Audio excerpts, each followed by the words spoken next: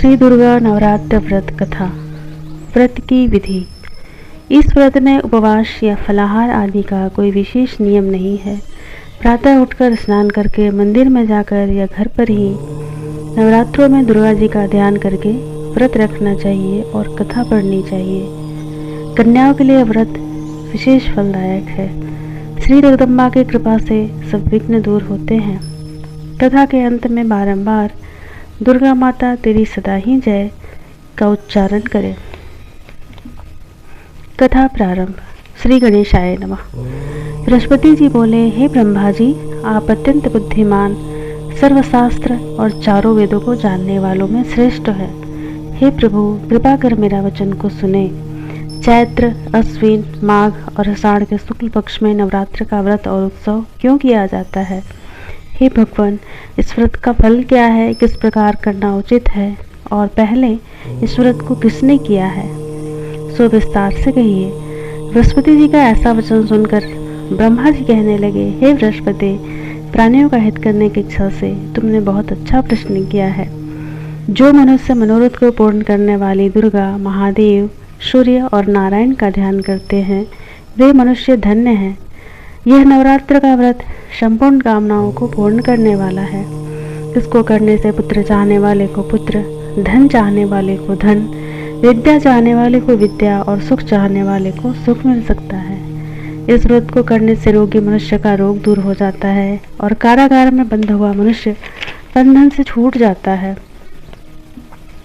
मनुष्य की सारी विपत्तियां दूर हो जाती हैं और उसके घर में संपूर्ण संपत्तियां आकर उपस्थित हो जाती हैं। बंध्या और काकबंध्या स्त्री इस व्रत को करने से पुत्रवती हो जाती हैं। समस्त पापों को दूर करने वाले इस व्रत को करने से ऐसा कौन सा मनोरथ है जो सिद्ध नहीं हो सकता? जो प्राणी इस अलभ्य मनुष्य देह को पाकर भी नवरात्र का व्रत नहीं करता, वह माता और पिता से हीन हो जाता है। उसके शरीर में कुष्ठ रोग हो जाता है और अंगहीन हो जाता है। उसको संतानोत्पत्ति नहीं होती। इस प्रकार वह मूर्ख अनेक दुख भोगता है। इस व्रत को न करने वाला निर्दयी मनुष्य धन और धान्य से रहित होकर भूख और प्यास के मारे पृथ्वी पर घूमता फिरता है और गूंगा हो जाता है। जो सधवा स्त्री भूल से इस व्रत को नहीं करती, वह पतिहीन होकर नाना प्रकार के दुखों को भोगती है। यदि व्रत करने वाला मनुष्य सारा दिन उपवास न कर सके तो एक समय भोजन करे और उस दिन बांधवों सहित नवरात्र व्रत की कथा का श्रवण करे। हे बृहस्पति, जिसने पहले इस महाव्रत को किया है, उसका पवित्र इतिहास मैं तुम्हें सुनाता हूँ। ब्रह्मा जी बोले, पीठक नामक मनोहर नगर में एक अनाथ नाम का ब्राह्मण रहता था। वह भगवती दुर्गा का भक्त था। उसके संपूर्ण सद्गुणों से युक्त मानो ब्रह्मा की सबसे पहली रचना हो ऐसे यथार्थ नाम वाली सुमति नाम की एक अत्यंत सुंदर पुत्री पैदा हुई। वह कन्या सुमति अपने पिता के घर में बालकपन में अपनी सहेलियों के साथ क्रीड़ा करती हुई इस प्रकार बढ़ने लगी जैसे शुक्ल पक्ष की कला बढ़ती है। उसके पिता प्रतिदिन जब दुर्गा माँ की पूजा और होम किया करते, उस समय वह भी नियम से वहाँ उपस्थित रहती थी। एक दिन वह सुमति अपने सखियों के साथ खेलने लग गई और माँ भगवती के पूजन में उपस्थित नहीं हुई। उसके पिता को यह देखकर बहुत क्रोध आया और पुत्री से कहने लगे, हे दुष्ट पुत्री, आज प्रभात से तूने माँ भगवती का पूजन नहीं किया। इस कारण मैं किसी कुष्ठ रोगी और दरिद्र मनुष्य के साथ तुम्हारा विवाह करूँगा। इस प्रकार कुपित पिता का वचन सुनकर सुमति को बड़ा दुख हुआ और पिता से कहने लगी, है पिताजी, मैं आपकी कन्या हूँ, मैं सब तरह से आपके अधीन हूँ। जैसी आपकी इच्छा हो मेरा विवाह कर सकते हैं, पर होगा वही जो मेरे भाग्य में लिखा है। मेरा तो इस पर पूर्ण विश्वास है। मनुष्य न जाने कितने मनोरथों का चिंतन करता है, पर होता वही है जो भाग्य में विधाता ने लिखा है। जो जैसा कार्य करता है उसको फल भी उसी कर्म के अनुसार मिलता है। क्योंकि कर्म करना मनुष्य के अधीन है, पर फल दैव के अधीन है। जैसे अग्नि में पड़े तृणादि उसको अधिक प्रदीप्त कर देते हैं, उसी प्रकार अपनी कन्या कैसे निर्भयता से कहे वचन सुनकर उस ब्राह्मण को और अधिक क्रोध आया। तब उसने अपनी कन्या का विवाह एक कुष्ठ रोगी के साथ कर दिया और अत्यंत क्रोध होकर पुत्री से कहने लगा, जाओ जाओ, जल्दी जाओ और अपने कर्म का फल भोगो। देखिए भला भाग्य के भरोसे रहकर क्या करती है। इस प्रकार से कहे हुए पिता के कटु वचनों को सुनकर सुमति मन में विचार करने लगी, ओहो मेरा बड़ा दुर्भाग्य है जिससे मुझे ऐसा पति मिला। इस तरह अपने दुख का विचार करते हुए सुमति अपने पति के साथ वन में चली गई। उस गरीब बालिका की ऐसी दशा देखकर माँ भगवती उसके पूर्व पुण्य प्रभाव से प्रकट होकर सुमति से कहने लगी, हे दीन ब्राह्मणी, मैं तुम पर प्रसन्न हूँ, तुम जो चाहो सो वरदान मांग सकती हो, मैं प्रसन्न होने पर मनोवांछित फल देने वाली हूँ। इस प्रकार भगवती माँ दुर्गा का वचन सुनकर ब्राह्मणी कहने लगी, आप कौन हैं जो मुझ पर प्रसन्न हुए हैं, यह सब मुझसे कहिए और अपने कृपा दृष्टि से मुझे दीन दासी को कृतार्थ कीजिए। ऐसा ब्राह्मणी का वचन सुनकर माँ भगवती कहने लगी, मैं आदिशक्ति हूँ और मैं ही ब्रह्म विद्या और सरस्वती हूँ। मैं प्रसन्न होने पर प्राणियों का दुख दूर कर उनको सुख प्रदान करती हूँ। हे ब्राह्मणी, मैं तुझ पर तेरे पूर्व जन्म के पुण्य के प्रताप से प्रसन्न हूँ। तुम्हारे पूर्व जन्म का वृत्तांत सुनाती हूँ, सुनो। तो पूर्व जन्म में निषाद भील की स्त्री थी और अति पतिव्रता थी। एक दिन तेरे पति निषाद ने चोरी की। चोरी के कारण तुम दोनों को सिपाहियों ने पकड़ लिया और ले जाकर जेल खाने में कैद कर दिया। उन लोगों ने तुझे और तेरे पति को भोजन भी नहीं दिया। इस प्रकार नवरात्र के दिनों में तुमने न कुछ खाया और न ही जल पिया, इसलिए 9 दिनों का नवरात्र व्रत हो गया।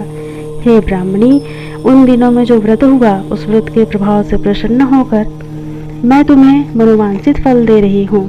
तुम्हारी जो इच्छा हो सो मांगो। इस प्रकार माँ भगवती के कहे वचन को सुनकर ब्राह्मणी बोली, अगर आप मुझ पर प्रसन्न हैं तो हे माँ दुर्गे, मैं आपको प्रणाम करती हूँ, कृपा कर मेरे पति के कूड़ को दूर करिए। देवी कहने लगी कि उन दिनों में जो तुमने व्रत किया उस व्रत के एक दिन का पुण्य अपने पति का कोढ़ दूर करने के लिए अर्पण करो। मेरे प्रभाव से तेरा पति कोढ़ से रहित और सोने के समान शरीर वाला हो जाएगा।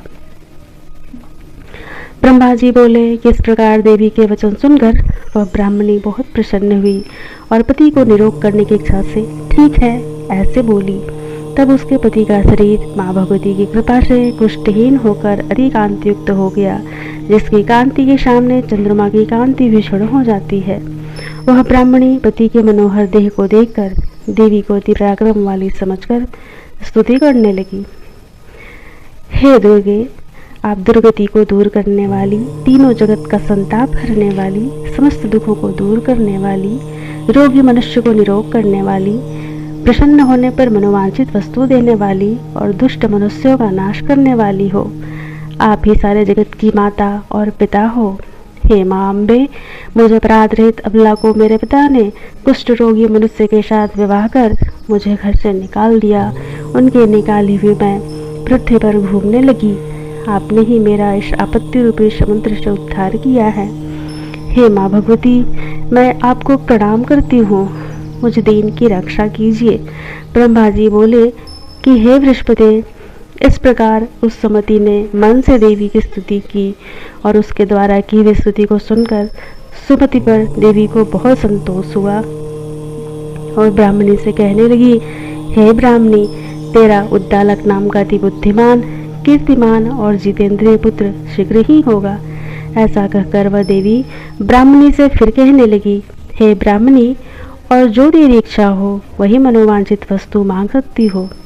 ऐसा भगवती माँ दुर्गा का वचन सुनकर सुमति बोली कि हे माँ दुर्गे, अगर आप मुझ पर प्रसन्न हैं तो कृपा कर मुझे नवरात्र व्रत की विधि बतलाइए।